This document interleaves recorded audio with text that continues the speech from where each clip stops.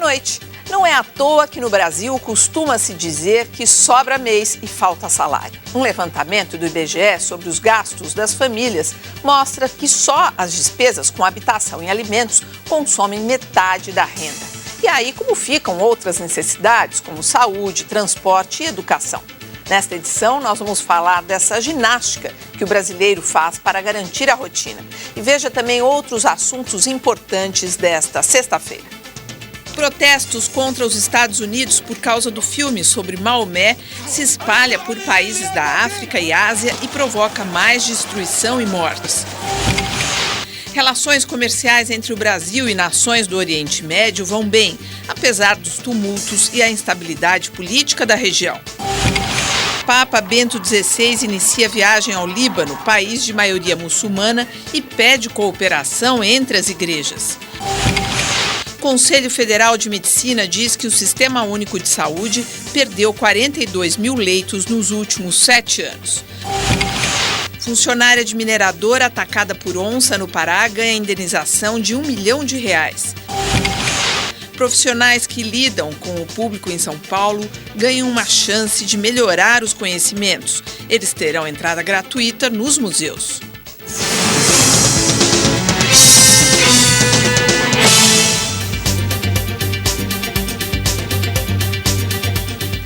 Participam do Jornal da Cultura dessa sexta-feira o ex-senador da República Italiana, José Luiz Del Roio, e o cientista político Carlos Novaes. Tecnologia usada pela Polícia Civil de São Paulo auxilia nas buscas por crianças e jovens desaparecidos. Cerca de 90% dos casos ocorridos neste ano foram solucionados. A filha de Vera, Fabiana, tinha 13 anos quando saiu de casa para ir à escola e nunca mais voltou. Isso aconteceu há 20 anos. A gente pensa, faz de tudo para dar uma boa escola, uma boa educação. E aí, quando acontecem essas coisas, você se sente impotente, você se sente, assim, fracassada, eu acho que é a palavra certa. Esta seria a aparência de Fabiana hoje, aos 33 anos. A foto dela é pioneira no programa Retrato Falado em 3D, a mais nova ferramenta da Unidade de Inteligência do Departamento de Homicídios da Polícia Civil de São Paulo. Para produzir o material em 3D, foram usadas fotos antigas em diferentes idades. A polícia também colheu informações sobre a família de Fabiana. É extremamente importante que, quando a gente está fazendo ali, está concluindo um trabalho de progressão de idade, tenha o acompanhamento da mãe ou do pai dessa criança, para ela colocar ali alguns aspectos pessoais, uma cicatriz, né? Um rosto, por exemplo, que tenha uma certa tendência à obesidade. De acordo com dados da Delegacia de Pessoas Desaparecidas de São Paulo, neste ano, de janeiro a agosto, foram comunicados 163 desaparecimentos de crianças de 0 a 7 anos. Entre 8 e 12 anos de idade, o número foi de 613 vítimas. Na faixa etária dos 13 aos 18 anos, a polícia recebeu notificações de 4.110 casos de desaparecimentos. Do total, dos mais de 4.800 registros de ocorrência, foram esclarecidos cerca de 4.400 casos. Hoje, o Banco de Dados da Polícia Civil de São Paulo tem quase 11 mil fotos de crianças e adolescentes. Muitas vêm de arquivos eletrônicos de outras regiões do país. Para o delegado Sérgio Marino, prevenir casos de desaparecimento ainda é um desafio. As crianças, que são aquelas de faixa etária entre até 12 anos, o básico é: vai para qualquer lugar que não seja a sua residência ou casa de parentes, nunca tire os olhos das crianças. Os adolescentes já é uma situação bastante diferente. Sempre converse muito com seu filho, sua filha, sobrinho, enfim, com os adolescentes, para evitar qualquer tipo de surpresa, ou seja, uma fuga de casa, uma aventura. Vera fundou uma ONG que presta auxílio a parentes de pessoas desaparecidas. A gente tem começado a trabalhar muito com a prevenção justamente por isso, tentando orientar as famílias a conversar com os seus filhos, a entender a situação que eles convivem no lar. E às vezes o pai e a mãe, ele não enxerga esse conflito que está gerando na cabeça do adolescente ou da criança. Agora, é incrível essa mulher, que a filha, pelo que eu entendi, não apareceu ainda. E ela ter essa capacidade de se dar, trabalhar ali num organismo que pode ajudar outras pessoas, mesmo ela não tendo notícias da filha ainda. Incrível. Agora, os números ali mostram de 13 a 18 anos, quer dizer, que são as crianças maiores, que é o maior número de desaparecimentos.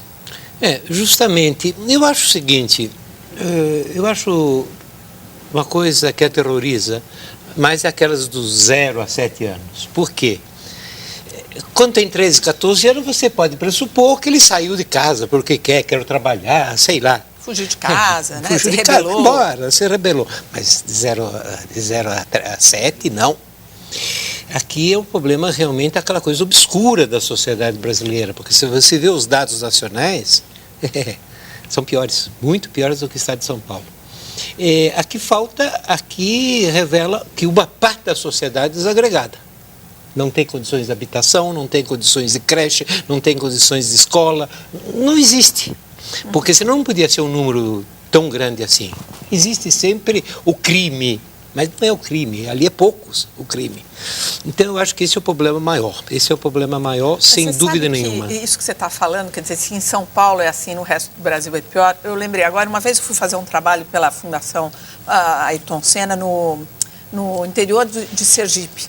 E as crianças, no lugar que a gente estava filmando, quando várias escolas a gente flagrou, os professores dispensando as crianças pequenininhas, assim, 4, 5, 7 anos de idade. Olha, eu vou embora porque eu estou com dor de cabeça. O professor que não estava muito afim, as crianças no meio daquele lugar, cheio de vielas e tudo, indo embora sozinhas, aqueles pequenininhos. Assim, pegar uma criança ali, desaparecer com ela, e que condição tem essas famílias muito humildes de pôr a boca no trombone, conseguir ali recurso para recuperar a criança? É verdade, o resto do Brasil é muito pior, com menos recursos técnicos, tecnologia. O Brasil rural, né? E onde, mesmo nas cidades, porque o Brasil rural não é só o Brasil lá de quem trabalha no campo, o Brasil rural é também essas cidades muito pequenininhas que vivem da economia rural, embora a população seja urbana. Há uma frouxidão na relação com as crianças, inclusive porque se supõe que elas são mais autônomas do que são. A autonomia que é dada a uma criança dessas cidades é muito maior do que a autonomia que se dá a elas nos grandes centros. Há uma vigilância maior sobre as crianças em grandes centros. Então, nesses lugares, as crianças podem muito bem ser vítimas dessas coisas de tráfico, para fazer transplante, tráfico de órgãos e tal. Isso é real. Agora, esse caso de São Paulo, não é espantoso que sejam os maiores, que seja o maior número. Por quê? Porque eles saem mais, eles têm mais autonomia. Tanto eles podem, como lembrou o senador, com essa autonomia, tomar decisões, como eles, mesmo não querendo desaparecer, digamos, sendo desaparecidos, eles são mais vulneráveis porque eles vão para mais longe. Como eles têm mais autonomia... Estão mais expostos. Estão mais expostos, eles se mexem mais. Né? E agora, essa tecnologia é uma tecnologia bastante conhecida já. É bom que o Estado de São Paulo tenha trazido para cá e tal, mas é uma tecnologia que, fora do Brasil, é muito usada nos grandes países. Já há muitos anos. Há muitos anos. E tal. É uma tecnologia conhecida e é bom que nós estejamos usando essa tecnologia e tal, nos aprimorando nisso.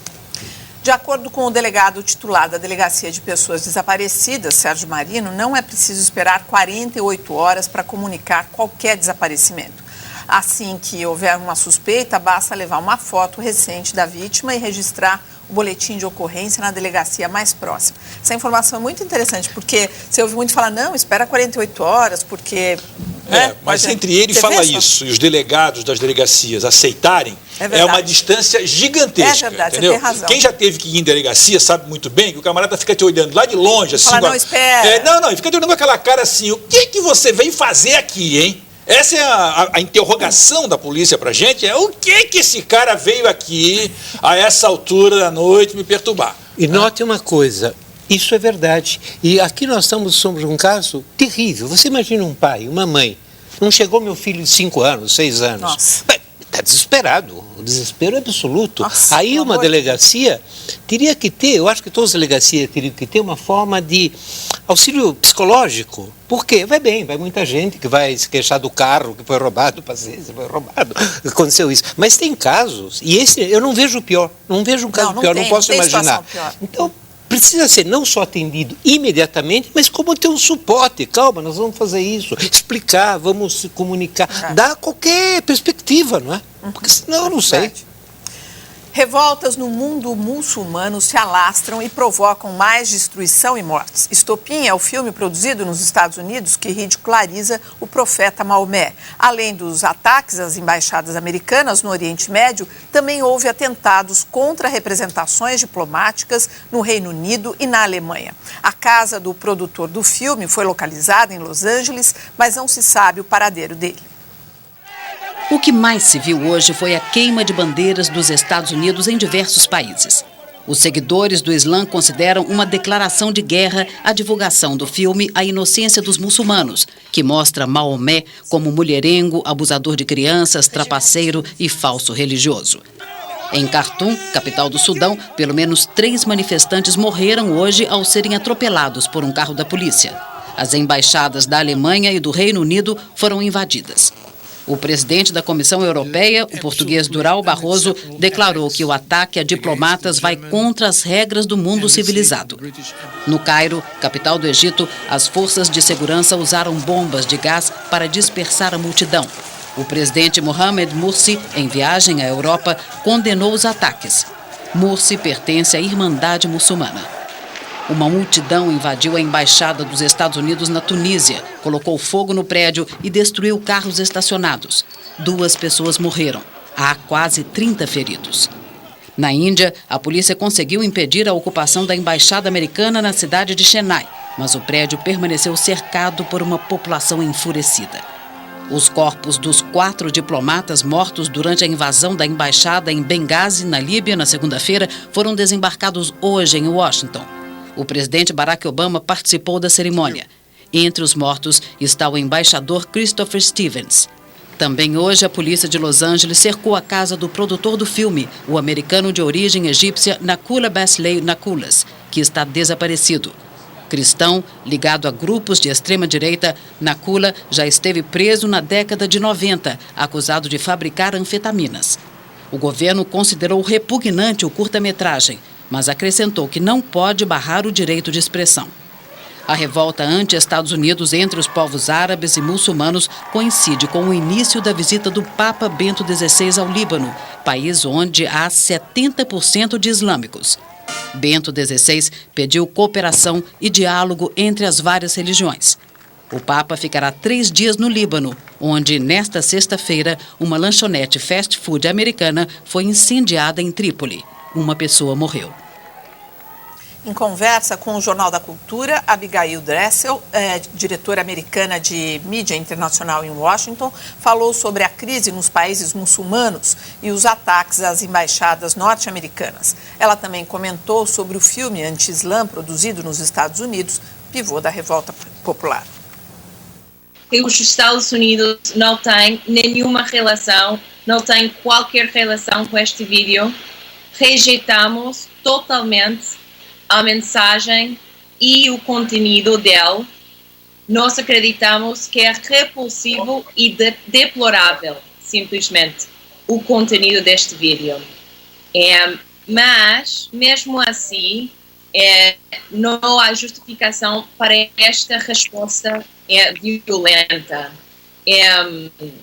Assim como no Brasil, nos Estados Unidos, temos uma história de tolerância religiosa que data até a fundação do nosso país. E realmente é com muita tristeza que temos visto a morte dos nossos colegas diplomatas na Líbia e estes protestos em geral. Como é que vocês estão acompanhando esse conflito? Porque, na verdade, é o seguinte, parece que destampou ali uma panela e as pessoas se uniram nessa questão religiosa.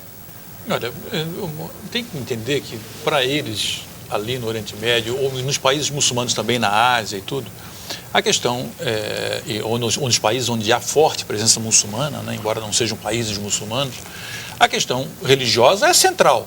É um elo de solda cultural, né, e que está sempre presente. Se nós levarmos em conta que, nesse momento agora, os sentimentos anti-americanos estão especialmente exacerbados lá naquela região. E por que eles estão especialmente exacerbados? Pela guerra do Iraque, pela guerra no Afeganistão E não só por isso. Porque nas revoltas árabes, que têm sido chamadas de Primavera Árabe e tal, nessas revoltas, a sensação que essas populações estão experimentando é: nós estamos nos autoafirmando contra o inimigo externo. E quem é o inimigo externo? São os Estados Unidos.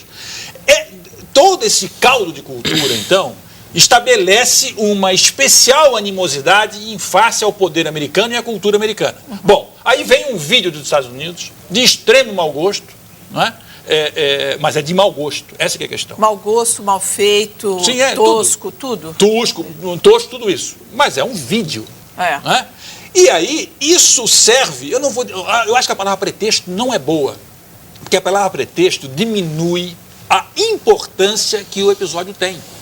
Não é um pretexto, é muito diferente disso. Na verdade, ela é uma possibilidade. O vídeo dá uma possibilidade de que se criem ações coletivas que estão latentes, que estão pulsantes. Não, se nós levarmos, né, que tá, claro, e se nós levarmos em conta ainda, eu vou fechar o meu comentário com isso, que o potencial revolucionário da Primavera Árabe está sendo frustrado e que existem, então, energias de revolta extremamente ressentidas, porque a população está sentindo que está perdendo a batalha que iniciou. Essa frustração também encontra nesse tipo de ação a possibilidade de se extravasar e de se realizar. Então, tudo isso junto deixa mais uma vez clara uma diferença de cultura política absolutamente fundamental entre aquelas sociedades e a chamada sociedade ocidental. Depois. Bom, primeiro eu vou reafirmar o que ele iniciou falando. Os Estados Unidos, nos últimos anos, nos últimos meses, nas últimas semanas, bombardeou a Líbano, o Iraque, a Líbia, a Somália, o Paquistão, o Afeganistão, e posso continuar. Uma série de países islâmicos, muçulmanos, têm sido bombardeados. Eles não amam quem os bombardeia. Nenhum povo ama ser bombardeado. Poderia continuar também na questão do Kosovo, da Bósnia, etc. Existe um acúmulo de ódio, primeira coisa. Segunda coisa, é como a política externa dos Estados Unidos joga com as divisões do Islã. O Islã não é uma coisa única, é uma coisa muito dividida. E os Estados Unidos têm jogado e apoiado sistematicamente os setores mais radicais, os salafitas, os takfiritas. Agora, por exemplo, estão mobilizando o que tem de mais criminoso no Islã contra um governo leigo como o de Assad na Síria. E quem fez o ataque em Benghazi foi os mesmos aliados dos Estados Unidos de poucos meses atrás. Aquela brigada era uma das brigadas salafita, assassinas, mobilizadas contra Gaddafi. Bom. Agora, o que vocês me dizem sobre essa questão da liberdade de expressão que o governo falou? A Hillary Clinton ontem já antecipou que fica difícil o controle porque tem a liberdade de expressão que o país Olha, eu vou dizer o seguinte, eu lutei muito contra a ditadura aqui no Brasil, que tinha uma censura terrível. Então, liberdade de expressão, a liberdade de expressão, a liberdade de imprensa, de comunicação é precioso, mas eu acho que tem limite. Eu não sei se você aqui nessa televisão eu começasse a ofender, vamos dizer, ofender os negros, ofender os índios, ofender as mulheres, se isso é liberdade de expressão. Tem um limite, tem um limite. Aqui nós passamos claramente o limite. Assim, guardando as devidas proporções, seria a mesma coisa como aquele episódio do bispo que chutou a santa, a Nossa Senhora, lembra? Muito bem lembrado. Aquele sim, aquele sim. Eu penso diferente. Eu acho que uma sociedade que não pode tolerar que se chute a santa é uma sociedade comprometida do ponto de vista da democracia, eu acho.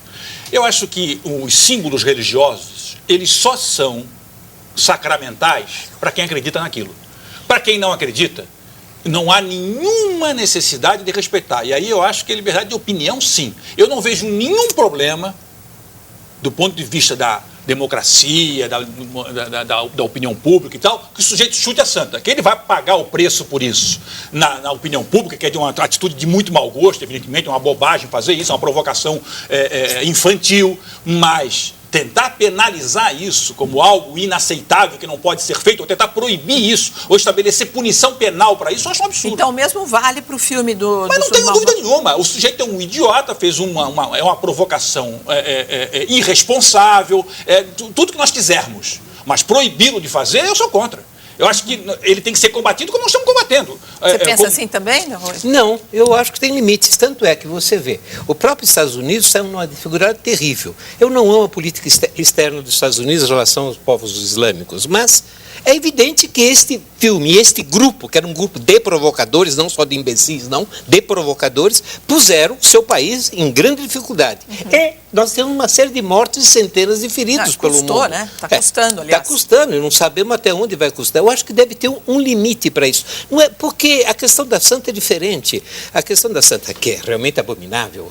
Eu não sou nem católico, mas, pelo amor de Deus, que é isso? Não se pode.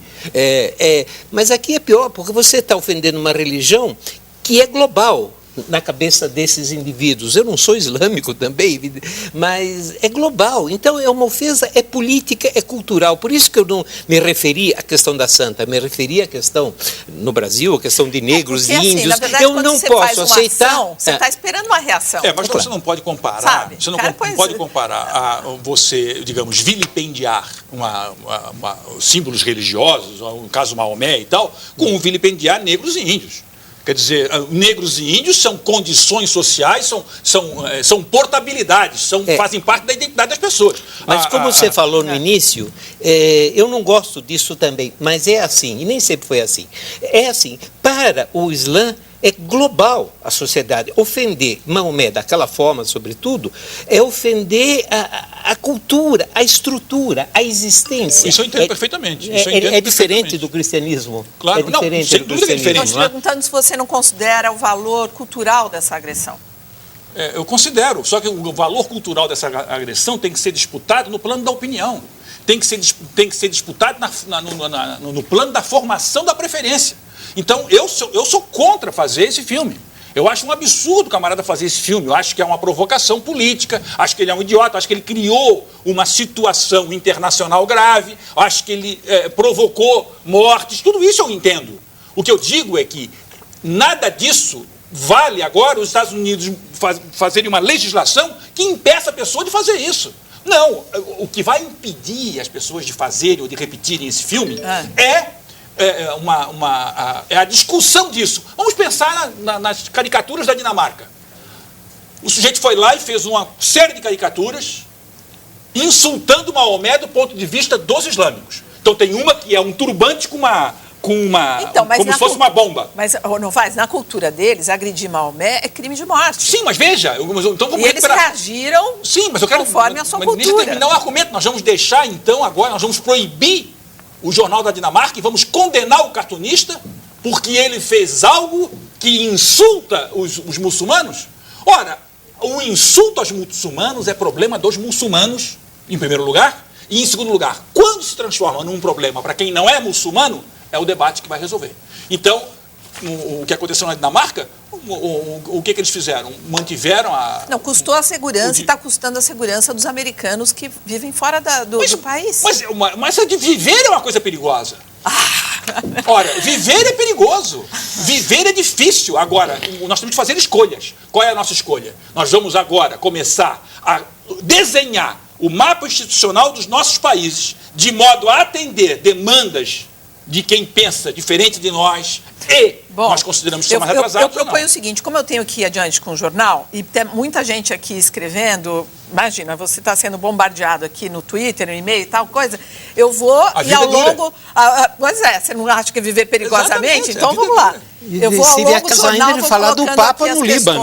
E tudo mais. Olha, veja a seguir, o Sistema Único de Saúde perde 42 mil leitos em 7 anos. E ainda, profissionais que lidam com o público, como garis e motoristas, terão acesso gratuito a museus de São Paulo.